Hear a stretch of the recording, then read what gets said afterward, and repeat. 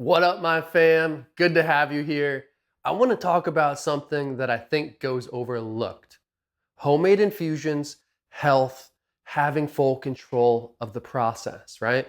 So if you're somebody that's living a healthy lifestyle, maybe you're vegan, maybe you have other dietary restrictions, you take an approach when you go to the grocery store, you go out to a restaurant, you decide to eat healthy, you decide to eliminate certain things. And I think it's important to consider that when choosing DIY homemade infusions. It gives you full control. So let's say you make an infused olive oil or MCT oil, right? You can just have that by itself as a tincture. You don't have to worry about any other thing in there besides the flour or concentrate you put in there. And that being said too, you can go get organic flour. You can grow it yourself depending where you live, of course, legally. And you can really curate that process. Just as you curate your regimen, your health regimen, your diet, your workout, you can curate your infusion process to fit your lifestyle. Also, that being said too, maybe it's your cheat day, right? Then throw some of that MCT oil in on some gummies. Make some infused coconut oil and make some other gummies. Make some infused butter and put it in some brownies. Like, you can still cheat and you can still use quality, but most of the time you can have that control. Like, my personal favorite way to consume is just straight up most of the time. I'll do a tincture, I'll do a little scoop of coconut oil, do a little tincture of olive oil, I'll do an infused smoothie. Like, those are my ways I like to consume, just nice, healthy. And then of course, sometimes I like those munchies too. I'll do the gummies and stuff like that. And it's important to think about too, when you go to the dispensary, they do sell tinctures in most dispensaries. And it's kind of surprising how limited the selection is a lot of times.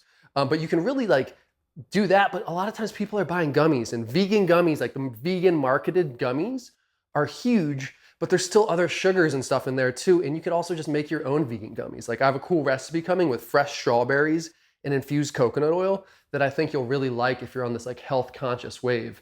And I just wanted to talk about it because it's so prevalent in our society today. And what's really actually opened my mind to it is, you've probably seen my sister Amy in a couple videos. She's so cool. Love what Amy's doing. Hard worker, smart girl, hilarious. And got to give the fan props. And she's been vegan for the past, 5 years, maybe 4 years. I need to check with her on that number. But it opened my mind up to the restrictions. And also in the past, I worked in a restaurant. This was more so before vegan became as big, but there was a couple of years when it really was. And it opened my eyes to, oh wow, you can't have this. You can have this. And you can do an infused vegan butter. You could do, again, the coconut oil, the olive oil.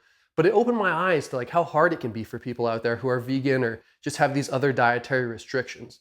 I'm somebody who tries to eat healthier, but I kind of love it all. I'm not gonna lie. I'm a foodie at heart. I'll go to a restaurant, get some dish, recreate it, have fun with it. But again, just think about it, I guess, as your approach and how you want to approach infusions and edibles, and think about the health aspect of it, the homemade aspect of it, the full control.